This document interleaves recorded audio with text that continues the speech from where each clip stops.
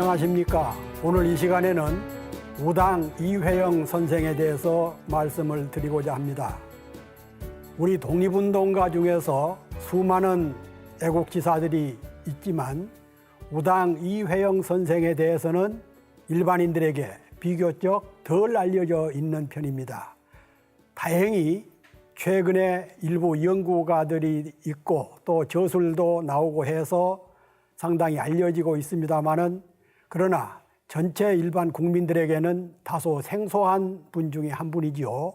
우당 이회영 선생은 조상 대대로 권세와 부를 누려온 명문 대족의 출신입니다. 이른바 삼한갑족이라고 했죠. 삼한갑족이란 조선 역사뿐만 아니라 고려 그 이전에 삼한시대 때부터의 명문으로서 전해 내려온 대대로 우리 역사에서 맺지 안 가는 그런 큰 가문 출신들이지요.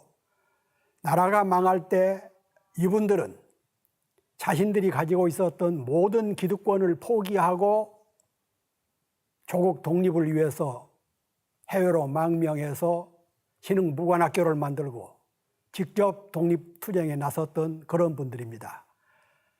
1910년 8월 29일 경술 국치이지요. 그때 조선 왕실, 대신 조선시대 이래의 명문 거족들 대부분이 일제 앞잡이가 돼서 매국노 노릇을 할 때 우당 선생 일가는 색다른 모습을 보였지요. 왕족을 포함해서 강요 귀족 76명이 일본 왕으로부터 일왕으로부터 자귀를 받고 엄청난 돈을 받고, 그러다가 4분이 거부를 했지요. 반환을 했습니다. 귀족 자귀를. 그래서 72명이 일본으로부터 자귀를 받았는데, 공교롭게도 고려가 망할 때 72현, 두문동 72현이라고 우리 역사에서 배웠지요. 72현은 외적이 아닌 역성혁명, 성씨만 바뀐 고려 왕조에서 조선 왕조로 바뀌는데도 핵심적인 인물 72현이 자위를 거부하고 조선 왕조의 출사를 거부해서 두문동 72현이라는 역사에 큰 기록을 남겼는데, 조선 왕조는 동족도 아닌 외적에게 나라를 빼앗길 때 매국 행위를 하고 일왕으로부터 자귀를 받고, 또 그들뿐만 아니라 수백 명의 유림들이 일본으로부터, 일본 정부로부터 은사금을 받아서 챙기고 그 밑에서 식민지 앞잡이 노릇을 했을 때 우당 선생 일가는 앞서 말씀드린 대로 전 재산, 모든 권위, 귀족으로서의 특혜, 혜택 이런 것을 모두 다 버렸습니다. 6형제였는데 6형제의 가족이 40명, 명문 거족이다 보니까 머슴 노비가 20명. 그래서 나라가 망하고 해외로 망명을 할 때 머슴 20명을 해방을 시켜줬습니다. 당신들도 이제는 자유롭게 살아라.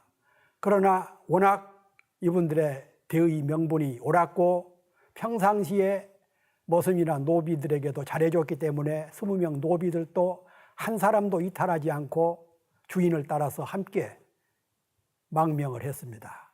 1910년 8월 29일 날 나라가 망한 국치이지요.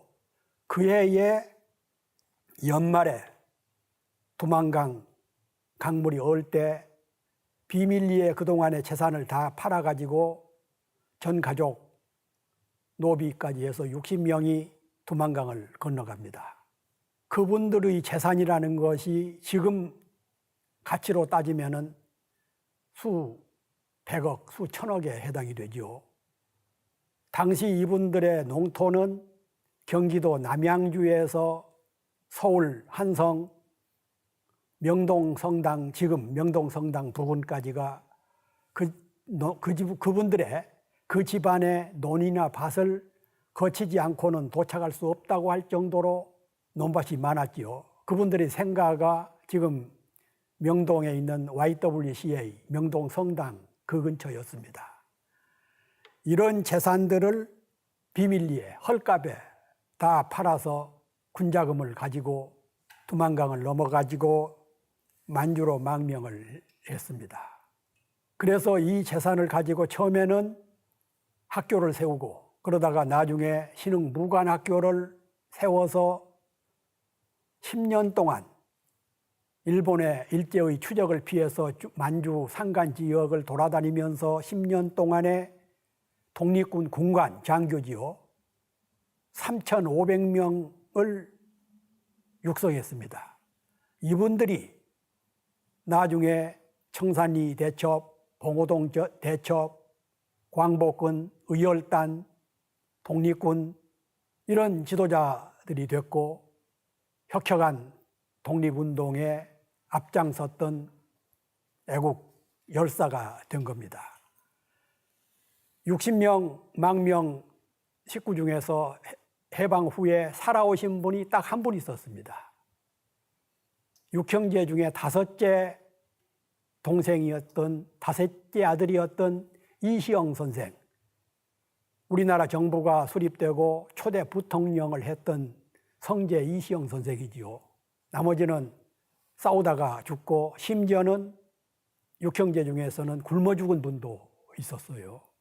조상대대로 귀족 생활을 하다가 양반 생활을 하다가 만주에서 그야말로 산설고 물설고 풍토병에 걸리고 당시 중국 만주 지역 사람들은 조선 이주민들을 일본의 앞잡이라고 또 홀대하고 일본 군경 밀정들은 밤낮 없이 감시 뒷조사하고 나중에 얘기하겠습니다마는 일제가 키운 또는 자생적인 만주의 마적대들까지도 쳐들어와서 재산을 강탈하고 했던 그런 속에서 이분들은 오직 조국의 독립, 민족의 해방, 일제 타도를 위해서 우리가 힘이 없어서 일제에 망했는데 무력을 통해서 독립을 쟁취해야 되겠다라는 일념으로 군관학교를 만든 겁니다.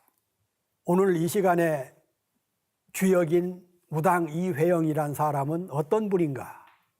군관학교 얘기도 많습니다만 이 시간에는 주로 우당 이회영이라는 인물을 중심으로 말씀을 드리겠습니다. 이회영 선생은 1867년 4월 21일 날 서울 저동, 지금은 명동이지요. 에서 이조 판서 이유승의 넷째 아들로 태어났습니다. 아들이 여섯이었는데 넷째 아들로 태어납니다. 어머니 정씨 역시 이조 판서를 지낸 정순조의 딸이었습니다. 조선 왕조 시대의 판서라 그러면은 지금은 장관이 여러 분입니다만 그때는 6대신 7판서 할 정도로 최대의 고위층에 해당이 되죠. 이회영 선생의 직계 조상들은 좌의정, 우의정, 병조판서, 예조판서, 정원 이런 것을 비롯해서 고위직을 지낸 분이 수두룩했습니다. 한 9사람이 판서급 이상을 지냈지요. 이회영 선생은 어렸을 때부터 서예, 이 글씨를 잘 쓰고 시문도 잘 하고 거기다가 음악과 회화, 미술 이런 분야에까지 다재다능한 걸로 알려져 있습니다. 그래서 주변 사람들로부터는 부러움을 많이 샀죠. 당시 귀족의 자식들이라 그러면은 주자학을 공부를 해서 과거를 봐야 되는데 과거 시험만이 입신 출세를 할 수 있는 거의 유일한 길이었을 때 우당 선생은 과거 글 공부보다는 서예, 시문, 회화, 미술, 정각 이런 쪽에 관심을 갖습니다.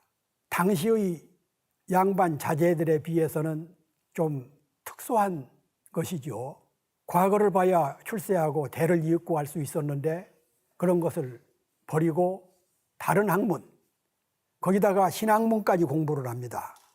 신학문이라고 그러면은 당시 정치학, 국제학, 언어학, 과학 대단히 특수하죠. 우당 선생의 5째 동생, 아까 말씀드렸죠. 해방 후에 귀국에 유일하게 살아서 초대 부통령을 지낸 이시영, 5째 동생을 포함해서 우당과 친구였던 또는 선배 동지였던 많은 청년들이 과거를 공부해서 급제를 할 때 우당은 외롭게 홀로서 과거 글 공부보다도 신학문, 예술, 문화 이런 쪽에 더 관심을 가졌습니다. 이회영 선생이 청소년 시절에 가깝게 지내고 또 영향을 많이 받았던 사람 중에 하나가 한 분이 나중에 북간도 용정에 옮겨서 항일 민족학교를 처음으로 만든 분입니다. 서전 서숙이라고 만주 용정에다가 처음으로 우리 한국의 조선에 학당을 만들어서 독립운동을 많이 했고 또 독립군을 많이 양성한 분이 이상설 선생인데, 이상설 선생하고는 나이 차이가 한 3년, 이상설 선생이 한 3년 위죠. 이상설 선생은 고종 황제가 헤이그 특사로 3사람을 보내죠. 이상설, 이휘종, 이준 열사. 이런 3분을 보낼 때 이상설 선생이 정사고 나머지 2분은 부사였는데, 이 정사로 뽑힌 이상설 선생하고 청년 때부터 아주 가깝게 지내면서 서로 영향을 주고받고 그랬습니다. 그래서 이제 나중에 길이 바뀌었습니다마는 이상설 선생은 용정으로 옮겨서 서전서숙이라는, 서전의숙이라고도 하고 서숙이라고도 하는데, 학당, 서전이라는 것은 그 지역을 아리키는 이름입니다. 지역 이름이죠. 거기다가 학당을 세워서 공부를 할 때 했습니다마는, 이상설 선생은 우당에게 젊었을 때 그런 과거 이외의 신학문 이런 길을 갈 수 있도록 깨우침을 주고 함께 동문서숙도 하고 했던 그런 분입니다. 강화도 조약 아시죠? 우리나라가 처음으로 일본으로부터 강압적으로 조약을 맺었던 이 강화도 조약 이후에 조선 왕조는 문호를 개방을 해서 그때부터 외국의 문물, 외국의 선박, 외국 사람들이 많이 밀려 들어오고 그랬을 때에 1881년 조정에서는, 정부에서는 신사유람단이라는 것을 일본에 보냈습니다. 최초로 우리 정부가 대표를 뽑아서 일본의 정경, 문화, 정치, 군사 이런 것들을 살펴보게 오도록 만든 것이 신사유람단이었고, 바로 1년 후인 1882년에는 이모 군란이 일어났지요. 국내에서 이모 군병이라고도 합니다마는. 그리고 얼마 후에 대원군이 청나라에게 붙잡혀서 청국으로, 텐지르로 끌려가고, 1884년에는 갑신정변, 김옥균이라든가 박영효 이런 신진 정치인들이 갑신정변을 일으켰고, 그리고 또 한 해 후인 1885년에는 영국 군함이 우리나라 영토인 남해안의 거문도를 불법 침략해서 점령을 하고, 격동기죠. 1800년대 후반, 나라가 대단히 어려웠던 그런 시절입니다. 이럴 때에 청나라의 실력자 위안스키, 우리가 그 한문자로 쓰면은 원세계라고 배웠죠. 위안스키가 조선주재 총리교섭 통상사, 줄여서 말하면은 정권대사입니다. 당시에 청나라의 정권대사 위안스키의 역할은 조선 총독, 일제강점기의 조선 총독이나 통감 그런 수준이었죠. 이 사람이 우리나라의 정권대사로 왔을 때 우당 이회영은 청년이죠. 그때는 청나라의 내막을, 내정을, 국정을, 실상을 중국의 실체를 알아야 되겠다 싶어가지고 위안스키하고 상당히 가깝게 지냈어요. 위안스키는 국왕을 깔보고 하던 그런 시절인데도 우당이 지식, 문화, 예술, 서양의 정세 이런 것들을 폭넓게 알고 있는 것을 보고는 깜짝 놀라서 상당히 가깝게 지냈습니다. 나중에 우당 선생이 일가를 만주, 그때는 청나라 땅이지요. 만주로 망명했을 때 위안스키로부터 도움을 꽤 받았습니다. 국내에 있을 때 그런 친분 관계가 있었기 때문에 그런 거죠. 그런데 지금이나 그때나 남의 나라에다가 군관학교를 세운다는 게 쉬운 게 아니죠. 우리나라가 나중에 중국, 중경, 중징이죠. 중경 이런 데다가 독립군, 광복군을 육성을 하고 했습니다마는 남의 나라에다 제3국의 다른 나라의 군대를 양성한다는 게 예나 지금이나 쉬운 일이 아닐 때 위안스키의 도움으로 군대를 양성할 수가 있었습니다. 이회영 선생은 아우 이시영을 포함해서 친구들, 후배들, 선배들이 과거 시험에 들어갈 때도 정부의 관직보다는 불평등한 봉건적인 인습, 남녀 차별 이런 것을 타파하는 데 관심을 갖고 그런 쪽에 더 연구를 하고 그랬습니다. 그래서 집안의 머슴들에게도 높임말을 경어를 썼고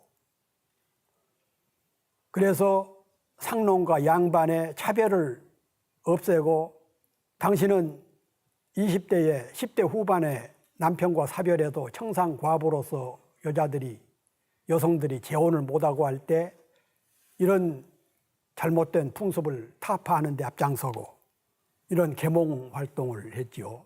지금 우리가 이렇게 얘기하면은 과거 역사의 한 토막을 얘기하는 걸로 쉽게 평가가 될 수가 있지만 이런 일들, 이런 역할은 대단히 힘들었죠. 1894년 동학농민혁명이 일어났을 때에 전봉준 장군 이런 분들이 내세웠던 것 중에 하나가 적서차별, 양반 상놈 차별 금지, 차별, 철폐, 과부 재혼 이런 것을 들고 나온 이유 중에 하나는 이런 그 우당의 성각적인 그런 활동도 조금은 영향을 미쳤지 않았을까 싶습니다. 그러면은 이회영 선생의 이런 성각적인 행동은 어디서 배운 건가? 조선의 지배층은 조선이 500년 동안 지금은 우리나라가 여러 가지 종교가 자유롭게 믿을 수도 있고 선교도 할 수 있고 다양한 종교가 있습니다만은 그때만 해도 500년 동안에 조선의 종교라고 할 수 있는 국교는 유교였지요.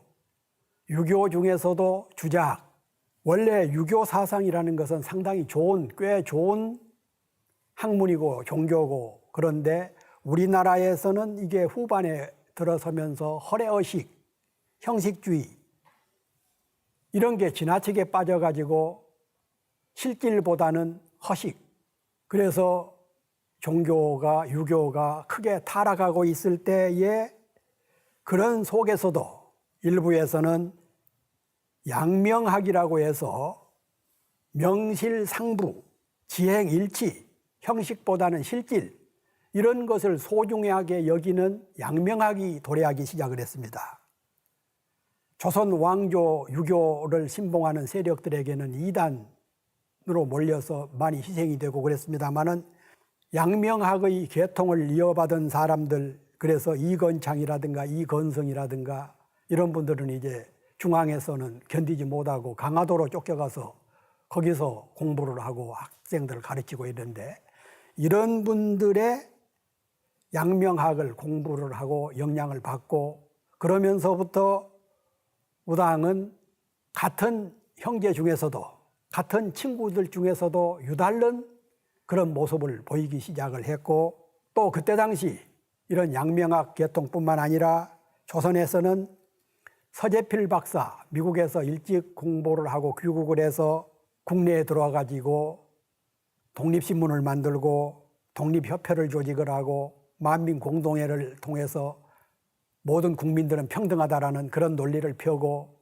이렇게 개화 사상이 점차 우리 조선 땅에 들어올 때 이분들과의 친교, 한편으로는 양명학을 배우고 다른 한편에서는 서재필 박사를 비롯한 개화파들하고 친교를 맺으면서 세상 물정을 알게 되지요. 그래서 독립신문도 열심히 읽고 독립협회 만민공동회를 나가고, 당시 유명했던 남궁옥 선생, 이상제 선생 이런 분들하고 친교를 맺고, 그러면서 근대적인 지식인, 전통적인 조선의 유림이 아닌, 선비가 아닌 근대적인 지식인으로 변신을 한 거죠. 이것은 우리 역사에서 참 흔치 않은 일인데, 명문 거족의 출신이 자신의 본바탕인 유교 정주자학을 벗어나서 개화파가 되고 양명학을 공부하고 근대적인 지식, 과학적인 합리주의에 무장을 한다는 것은 쉽지 않은 그런 일이었습니다. 우당도 당시의 관례대로 부모님이 맺어준 처자하고 19살 때 결혼을 합니다. 부인은 달성 서씨, 설아의 아들을 둘하고 딸 하나, 3남매를 뒀는데, 그런데 젊어서 부인이 돌아가십니다. 아픔을 겪었지요. 그 무렵에, 그러니까 1897년 고종이, 그때는 임금이죠. 고종이 조선 왕조라는 이름을 버리고 대한제국으로 국호를 바꿉니다.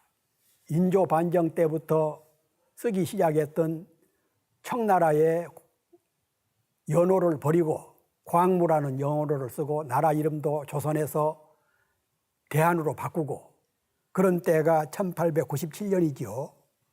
그런데 자주독립을 선언했는데 국력이 뒷받침되지 못하다 보니까 말뿐인 대한제국 황제가 됐지, 실질적으로는 그 사람들, 특히 조선 왕조 후반 500년 중에서, 전체 500년 중에서 한 250년 동안의 집권 세력이었던 노론 세력이 여전히 권력을 장악하고 있고, 그 중에서도 특히 파벌이 있었죠. 노론 벽파가 정권을 장악하고 있어서 고종 황제가 칭제 건언을 하고 새로운 자유독립을 선언했지만 나라는 별로 크게 바뀌어진 적이 없었습니다. 외국 세력, 외세들이 물밀듯이 들어와서 우리나라의 국권 중에서 이익될 만한 각종 이권을 하나씩 뺏어갔죠. 일본, 미국, 영국, 독일, 러시아가 초기에는 특히 심했습니다. 그리고 얼마 후에는 일본이 본격적으로 노골적으로 대한제국을 침범하기 시작을 해서 우리가 모두 알고 있다시피 명성황후를 시해를 하고, 이에 대결해서 전국 도처에서 의병들이 나오고 국권 침탈이 나날이 심해지고 외세의 국가의 운명이 점점 어려워져 가고 있었지요. 이럴 때 우당 이회영은 의병 전쟁에 도처에서 의병을 일으켜서 일제와 싸우는 의병들에게 물적 지원을 많이 했습니다. 쉽지 않은 일이죠. 그러나 아무리 부잣집 자식이라고 하지만 재산에는 한계가 있고, 또 법도라는 게 있어서 가족 전체의 재산이지 개인 혼자 자식 다섯째 아들, 넷째 아들 혼자 재산이 마음대로 쓸 수가 있는 것도 아니지요. 거기다가 많은 동지들과 구국운동 각종 행사 비용에 우당이 거의 전담하다 보니까 생활이 많이 어렵게 됐지요. 그래서 돈을 벌면서 구국운동을 해야 되겠다, 그런 생각에서 제재소를 차렸는데 사람을 잘못 써가지고 이용을 당했고, 그리고는 지금도 우리가 우리나라의 대표 상품 중에 토산품 중에 하나가 인삼입니다마는 당시도 인삼은 외국인들에게 꽤 알려져 있었죠. 고려 인삼. 그래서 인삼밭을 만들어서 잘 가꾸었는데 수확 직전에 외병들이 나타나서 전부 다 뽑아가 버려가지고 크게 낭패를 당합니다. 시국은 점점 어려워지고 외세의 작용은 갈수록 심해지고 그럴 때에 서울 종로 광화문 일대에서는 만민공동회 애국 청년들이 서재필 박사를 중심으로 해서 만민공동회를 만들어서 시국 토론을 할 때 이 회영도 연단에 올라가서 강연을 하고 그리고 이 무렵에 서울 상동교회라고 감리교에서 만든 교회였는데 상동교회에서 애국지사, 애국청년들이 모여가지고 우리 국권을 지키는 그런 그 비밀 결사 이런 걸 만들고 상동 청년 학원을 만들 때 우당이 학감으로 취임을 해서 애국 청년들을 교육하고 그때나 지금이나 국가에 힘이 없으면은 외세가 개입하게 되고 그럴 때에 정부에다가 상소를 해서 이런 것을 막도록 주장을 하고 그랬습니다. 그럼에도 불구하고 1905년 11월 17일 날 을사늑약이 강제되지요. 우리나라의 외교권을 일제가 강제로 빼앗아간 겁니다. 이때 이회영은 이상설, 앞서 잠깐 설명드렸던 이상설, 이상제, 이동영 선생은 나중에 임시정부가 수립되었을 때 의정원 의장, 국회의장이죠. 지금으로 보면 했던 분이고 이상제 선생은 종교계의 큰 지도자였죠. 이런 분들과 광화문에서 을사늑약을 철회해라. 부당하다. 우리 정부가 강압에 의해서 맺은 조약이니까 이것은 받아들일 수가 없다. 그래서 부당성을 통박하고 시민들을 모아서 시위를 하고 그랬습니다. 지금은 정부나 특정 기업이나 어떤 단체 이런 데 잘못하면은 지방이나 서울이나 할 것 없이 시위를 하고 데모도 하고 그렇습니다만은 그때 당시 궁궐 앞에 가서 시위를 한다는 것은 대단히 쉽지 않았을 때 우당과 이상설, 이상제, 이동영 이런 그의 벗들은 광화문에서 을사늑약을 철회하라고 부당함을 폐기하라고 시위를 하고 농성을 하고 그랬지만 결국은 일본 군인들에게 쫓겨나서 더러는 감옥에 갇히고 더러는 집에 연금이 되고 그랬습니다. 그리고는 이런 걸로 주저앉을 우당이 아니지요. 다른 동지들하고 을사오적을 처단해야 되겠다. 을사늑약을 맺을 때 우리나라의 주권을 무시하고 일제 앞잡이 노릇을 했던 5사람, 이완용 이런 자들 을사오적을 처단하기 위한 암살단을 만들었다가 정보가 누설돼 가지고 결국은 실패로 돌아가고 말았지요.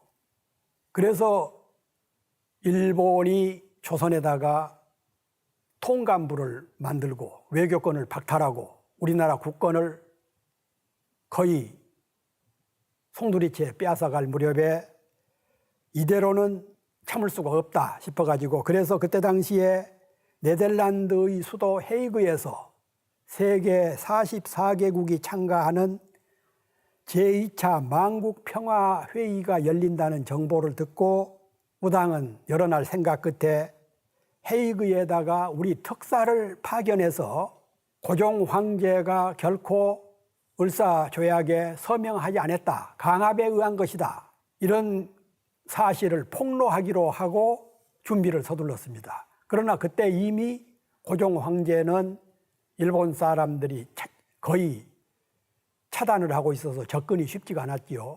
내시를 우당이 아는 분이 안호영이라는 분이 있었는데 내시 고종 황제를 아주 지근한 거리에서 모시는 내관을 알게 돼가지고 이분에게 헤이그 만국 평화회의 특사를 보내서 우리의 억울함을 호소하자. 대표로는 이상설, 이준, 이위종 세 사람이 좋겠다. 그래서 이 얘기를 이 안호영에게 통해서 고종 황제한테 전가를 합니다. 그래서 고종 황제가 비밀리에 그렇게 해라.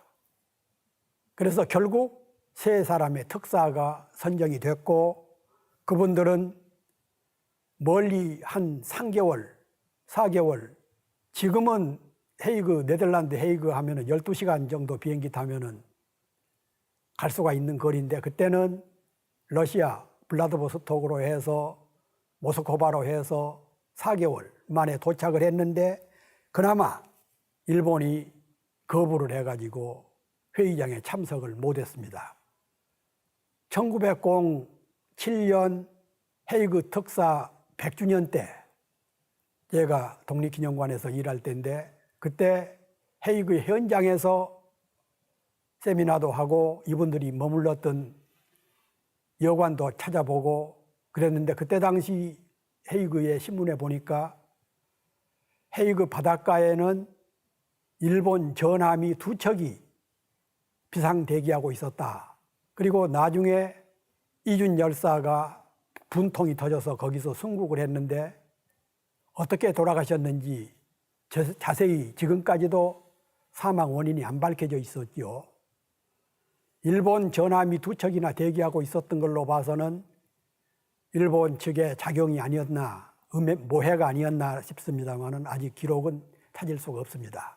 그래서 어렵게 헤이그까지 우리 특사들이 갔는데 평화회의 장소에는 들어갈 수도 없었고 그래서 결국은 세계 각지에서 온 기자들을 통해서 일제의 만행, 고종 황제의 호소문 이런 것을 나눠주고 이준 열사는 현장에서 돌아가시고 그랬지요. 그리고 나중에 이상설 선생은 국내에서 골석재판으로, 골석재판이라는 것은 본인이 참석을 못한 재판이죠. 골석재판에서 사형 선고를 받고 귀국을 못하고 러시아에서 독립운동을 하다가 거기서 돌아가셨지요. 일본은 고종 황제를 쫓아내고 헤이그에 일제 몰래 특사를 파견했다 해가지고 고종 황제를 쫓아내고 아들 순종을 즉위시킵니다. 고종 황제는 그래도 만국 군주의 하나이기는 하지만 의병 조직도 뒤에서 지시하고 지원도 하고 헤이그 특사도 보내고 국가의 존립을 위해서 독립을 위해서 헌신을 했지만 순종은 더 형편없는 임금이죠.